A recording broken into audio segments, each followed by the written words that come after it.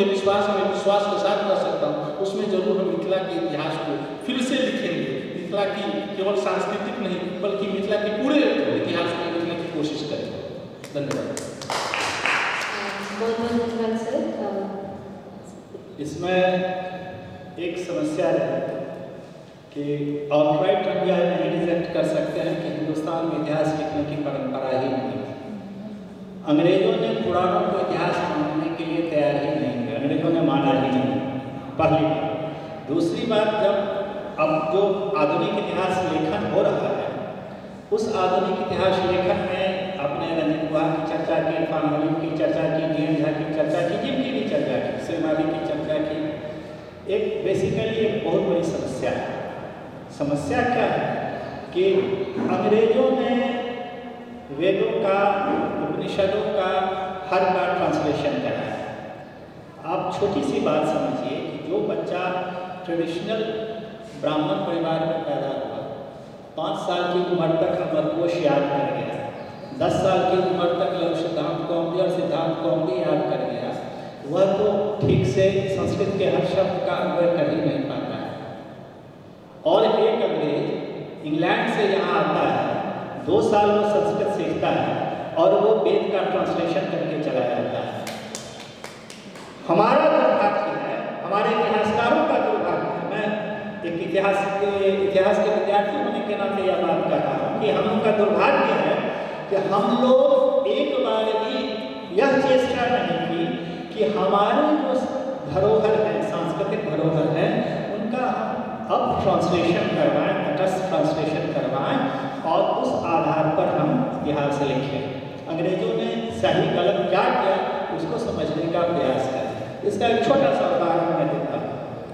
मैं इतिहासकार का नाम नहीं लूँगा, पहली बात क्या कहता है। बहुत बड़े भारत के प्रतिष्ठित इतिहासकार जिनका संबंध बिहार से है, समझे, प्राचीन भारत के विश्व स्तर के इतिहासकार माने जाते हैं।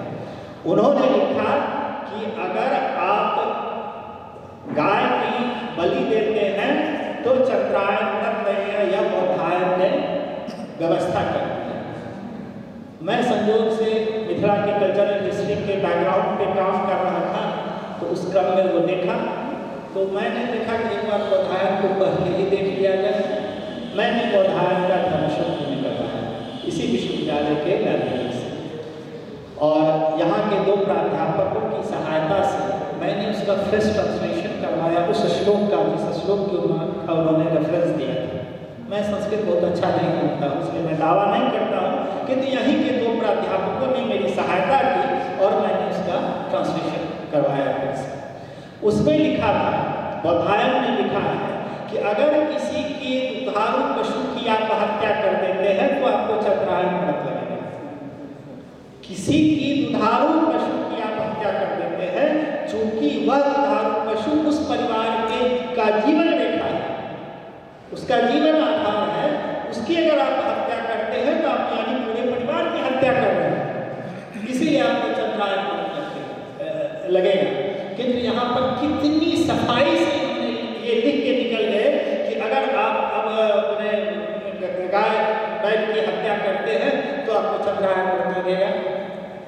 बात कुछ है, कुछ दिया। तो यह एक्सप्लेनेशन जो हम लोगों ने गलत किया है, मैक्स मुलर को बहुत बड़ा हम आधार मानते हैं। सबसे बड़ी खासियत है मैक्स मुलर कभी हिंदुस्तान आए ही नहीं।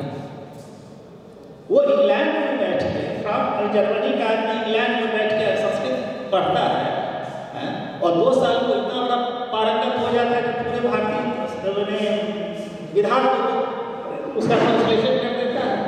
ऐसा कुछ नहीं है।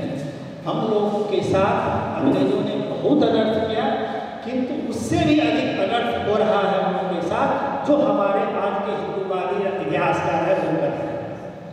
वो न तो उसको मान रहे हैं और न सही उसका ये अनुवाद करवा रहे हैं। ये अपनी मतलब से अपने हिसाब से अनुवाद कर देते हैं और उस पर इतिहास लिखी जा रही है।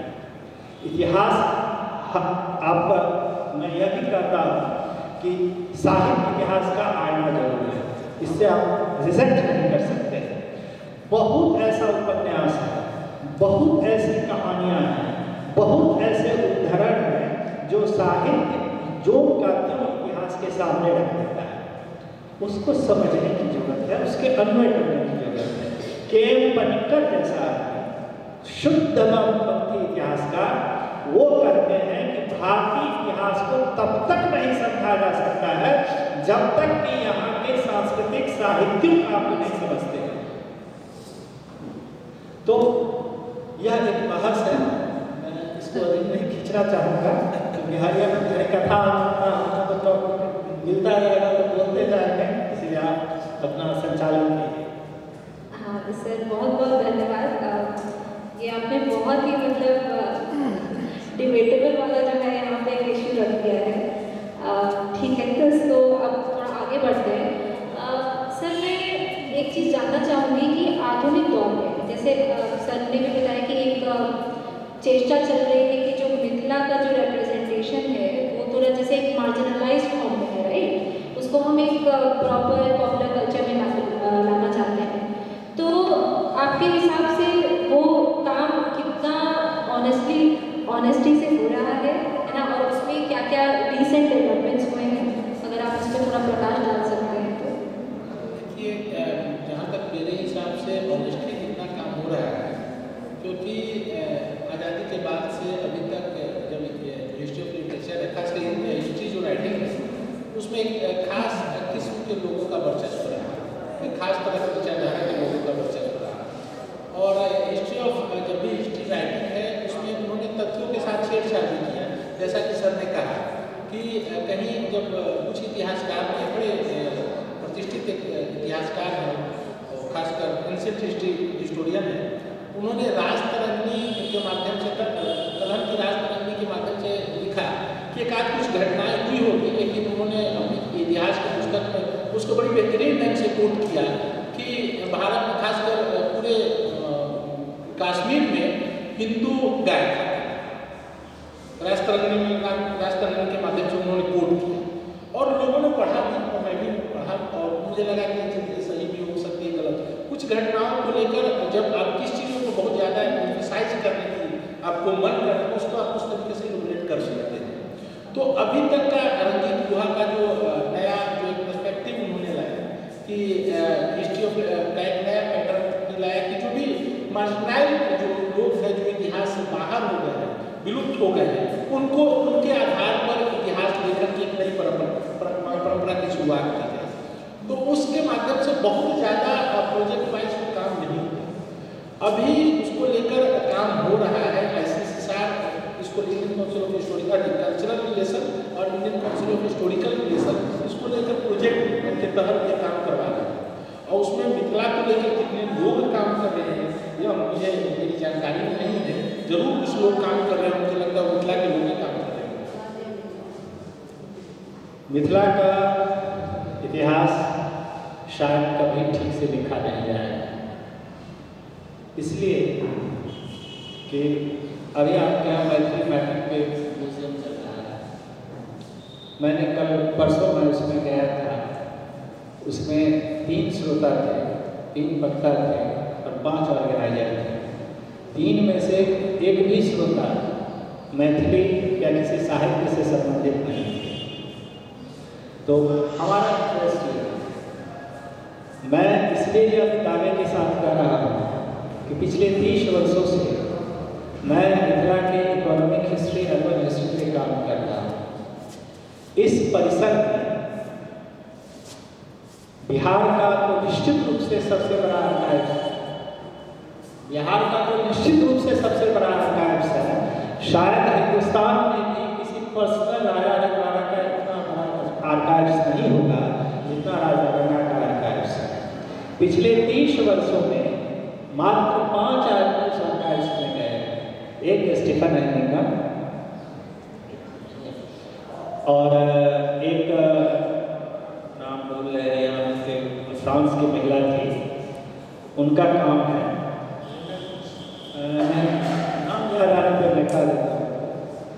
और क्रिएटिव हिस्ट्री उनका ये है, क्रिएटिव हिस्ट्री उनका काम। और दूसरा प्रोफेसर रत्नेश्वर मिश्र, और चौथा और इकलौता आपको आश्चर्य होगा कि इस यहाँ से अभी तक मिथिला यूनिवर्सिटी से मॉडर्न मिथिला पे कम से कम 1500 थीसिस अवार्ड हो गया होगा या रजिस्टर्ड है कि एक भी लड़के उसमें नहीं गए हैं। तो आप कहाँ से उम्मीद करते हैं कि कहीं पर आप इतिहास फिर से लिख देंगे? कन्फ्यूजन हमारे यहाँ इतना है कि यह भवन कितना है महाराजा लक्ष्मेश्वर सिंह का, लेकिन एलएस लिखा हुआ है, एलएस का मतलब तो लक्ष्मेश्वर सिंह, कहीं पर आरएस होगा तो रामेश्वर सिंह और केएस होगा तो कामेश्वर सिंह। तो लक्ष्मेश्वर सिंह को एक तरफ हम इतना महिमा मंडित करते हैं कि उनके बिना भारत नहीं है, दूसरी तरफ भारतीय इतिहासकार उनको कोई तवज्जो नहीं देते हैं। ऐसा कंफ्यूजन और ऐसे समस्याएं हम लोग पैदा कर लेते हैं और पढ़े लिखे लोग करते हैं। खासियत है कि 1885 में कांग्रेस की स्थापना हुई। ऑफ कोर्स कि कांग्रेस के सबसे बड़े फाइनेंसर महाराजा लक्ष्मेश्वर सिंह थे। 1888 का जो उसका चौथा कॉन्फ्रेंस हो रहा था इलाहाबाद में उसे जगह नहीं मिल रही थी, कैसे कैसे लोथल कैसल मिला। 4 साल के बाद लोथल कैसल महाराजा लक्ष्मेश्वर सिंह ने खरीद लिया और महाराजा लक्ष्मेश्वर सिंह के खरीदने के बाद उसका फिर वो अधिवेशन जो है 1892 का वो लोथल कैसल में ही होता है। अब देखिए कि ये कंफ्यूजन क्रिएट कर दिया गया सोसाइटी में कि कांग्रेस को चौथे अधिवेशन के लिए जगह नहीं मिल रहा था, इसीलिए महाराजा लक्ष्मेश्वर सिंह ने लोथल कैसल खरीद के उसे अधिवेशन करने के लिए दे दिया। यह एक आधा सच आधा झूठ को इस तरह से लोगों ने, बड़े बड़े लोगों ने मेसअप करके लोगों के सामने रख दिया कि अब एक भ्रांति पैदा हो गई है सोसाइटी में। तो हम लोगों ने जितना काम नहीं किया है अपने राज्य, अपने शासकों के लिए, अपने समाज के लिए, अपनी संस्थाओं के लिए, उससे अधिक हम लोगों ने भ्रांतियां पैदा की। उस भ्रांति को खत्म करने का प्रयास कोई नहीं कर रहा है। अगर कोई करेगा तो उसे मेहनत करेगा, उसके लिए रिसोर्स की कमी है। ऐसा 10 मकान निकल जाएगा उस एक रूम से, उसमें इतना डॉक्यूमेंट पड़ा हुआ है, डबल लेयर का ये बना हुआ है, रैक बना हुआ है, रैक पर चढ़ने के लिए सीढ़ी लगा हुआ है। आप किसी स्टाफ को कहिए कोई फाइल निकालने का कहेगा कि अंदर सांप है। मैं वहाँ पिछले 30 वर्षों से जा रहा हूँ, मेरा पूरा हाथ खराब हो गया है, स्किन प्रॉब्लम हो गया है, केवल 200 साल पुराना डस्ट है। मैं बरसात भर नहीं जाता हूँ। वहाँ जब बस्ता खोलते थे, बस्ता का मतलब था कि कपड़े में बंधा हुआ पेपर को बस्ता कहते हैं। बस्ता खोलता था तो अंदर से कभी देह के सरगोश टूट जाता था, कभी सांप टूट जाता है, कभी कुछ हो जाता है। किंतु हमने यहाँ से लेके दिल्ली तक लिखते रह गए। स्टेट आर्काइव्स के डायरेक्टर को 1000 बार प्रेजेंटेशन दिया कि सर इसको झड़वा दिया जाए एक बार। हम सहायता करने के लिए तैयार हैं, हम फ्री फंड में काम कर देंगे। केवल आप अपने स्टाफ को कहिए दिन में अगर 5 भी बस्ता अगर साफ हो जाएगा तो मेरा भी काम हो जाएगा, इन लोगों का भी काम हो जाएगा, आपका भी काम हो जाएगा। आपको वहाँ नहीं जाने दिया जाएगा। किंतु बंदर जब चाहता है तब चला जाता है। बंदर अंदर में कबड्डी खेलता है कागजों के साथ। तो हमारा इतिहास कभी नहीं लिखा जा सकता है। दुर्भाग्य। सर ये तो बहुत ही सच में दयनीय स्थिति है, मतलब अच्छा तो नहीं लग रहा है सुन के, लेकिन मुझे पर्सनली ऐसा लगता है कि अगर इकोनॉमिक पावर में एक बार जब हमारी एक पहचान बन जाएगी तो हम उम्मीद कर सकते हैं सर। मतलब निराशा है ये चीज़ बिल्कुल, लेकिन सर आप बोलो इकोनॉमिक पावर आप कहाँ से बन पाएंगे? आप जब यहाँ की रहने वाली हैं, झंझारपुर का नाम सुनिए। झंझारपुर के बगल में नरेला की जगह है। एक जमाना था कि 1880 के दशक में वहाँ से रोज एक रेलगाड़ी पूरा का पूरा एक मालगाड़ी जो मतलब मीटर गेज में जो 18 डब्बों का मालगाड़ी चलता था या 20 डब्बों का मालगाड़ी चलता था, एक मालगाड़ी अनाज रोज वहाँ से कलकत्ता जाता था। मेरे गांव के बगल में एक बिचौली कुशेश्वर स्थान के पास बिचौली जगह है। आज भी वहाँ से रोज 2 से 3 ट्रक गेहूँ निकलता है, किंतु अब नहीं निकलेगा। नहीं क्यों निकलेगा? क्योंकि अब सोचिए कि आज दिसंबर बीत रहा है, छाती में पानी लगा हुआ है। हम लोगों ने ऐसा प्लान डेवलपमेंट कर दिया है, वह नदिया बाजार भी खत्म हो गया और वह मतलब बिचौली बाजार भी खत्म हो गया। हमारे पास तो खाने के लिए अनाज नहीं है, हम बेचेंगे क्या? हमारा कपड़ा इंग्लैंड तक जाता था, वो कुप्टी हो, मलमल हो या कोई खादी हो, जो भी। गांधी ने स्पष्ट माना कि केवल लोहा कब्जा एक ऐसा गाँव था जो गांधी वहाँ शुद्ध रहने में 400 रखा, एक साथ चलता उन्होंने देखा। तो वह जो व्यवस्था थी हमारी वो खत्म हो चुकी है, अब वो पलट नहीं सकती है।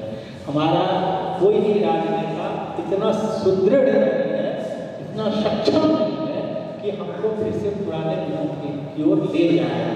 आपके यहाँ 10-10 चीनी मिल सकता था, जूट मिल था, राइस मिल था, सैकड़ों राइस मिल था। तो कृपया आप शांति बनाए रखें।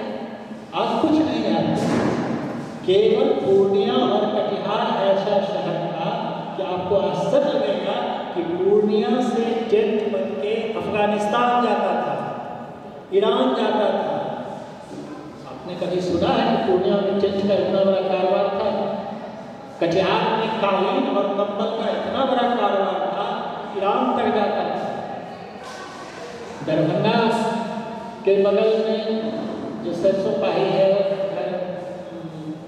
डफराम है, ये सब बेल मेटल का इतना जबरदस्त ये था, सेंटर था कि यहाँ से बेल मेटल का सामान पूरे विश्व में जाता था। आप गुड़ बेचते थे, आप गन्ना बेचते थे, आप कपास बेचते थे, आप जूट बेचते थे, आप कपड़ा बेचते थे। कुछ कोई ऐसा सामान नहीं था जो आप नहीं बेचते थे।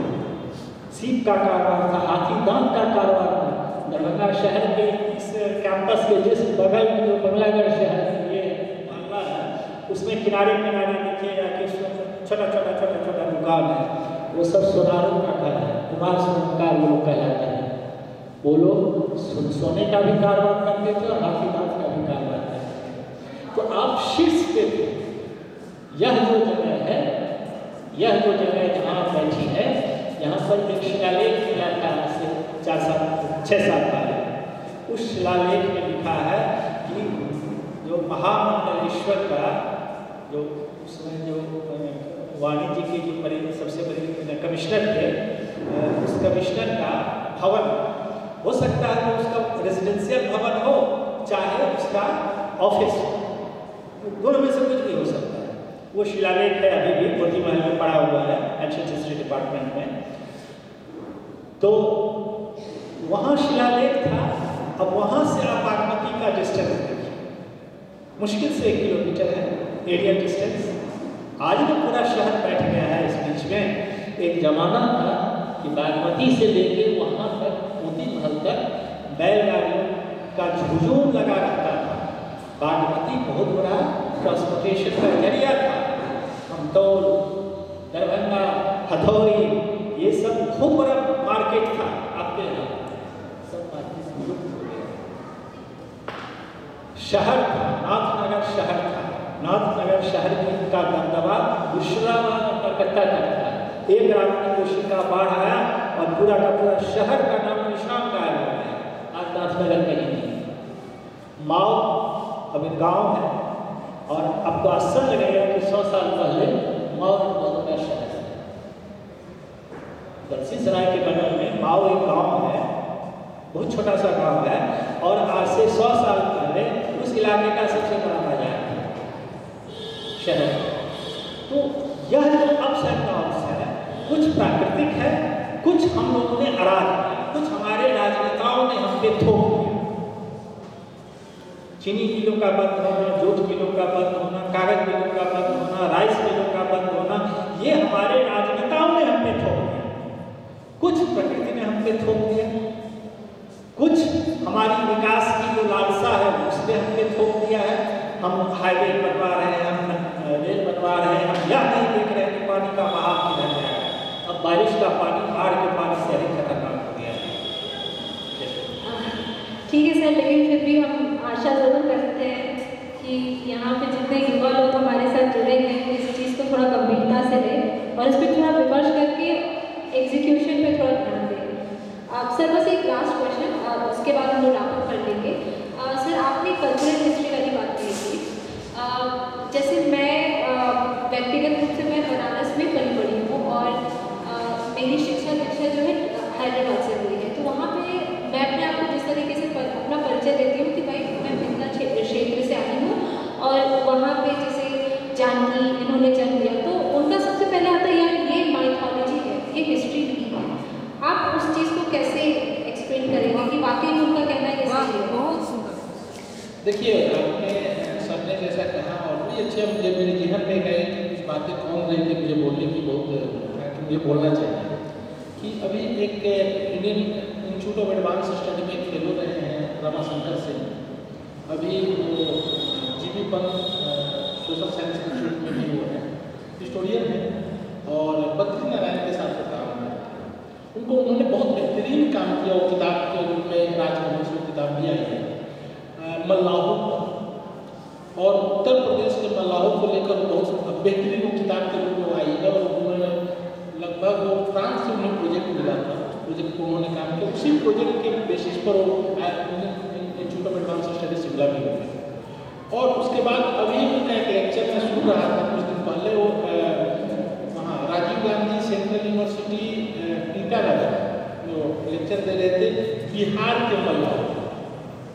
तो बिहार के मल्लाहों की जब बात कर रहे हैं तो मुझे लगता है कि वह यही क्षेत्र है जिस पे वो बात कर रहे हैं। तो अभी बहुत यंग है, मुझे लगता है कि मुझसे 7-8 साल बड़े होंगे, बहुत डायनेमिक है, लिटरेचर और हिस्ट्री बहुत अच्छी समझ है और बद्री नारायण तिवारी के अंदर उन्होंने काम किया है और लिख रहे हैं। तो मुझे लग रहा है कि जो नए लोग हैं वो भी हिस्ट्री को लेकर गंभीर हैं और जो चीज़ें छूट गई है अभी तक हमारे तरफ से, जो हमारे हिस्टोरियन से, तो हमारे इतिहास को वो जो पहलू है उसको लेकर वो लिखेंगे आगे। जो मुझे बहुत ऐसे लोग हैं जो काम कर रहे हैं, बहुत कम लोग, बहुत काम हो रहा है, बहुत कम काम करने वाले लोग कम हैं लेकिन काम कर रहे हैं। और जब भी हम इतिहास और साहित्य में काम करते हैं तो एक अच्छी चीज़ यह है कि आप देखेंगे कि अपने समय में जब नारायण थे जब कोई भी बड़ा इतिहासकार होता है या साहित्यकार होता है तो उस समय वह बहुत ज़्यादा पॉपुलर नहीं होता है।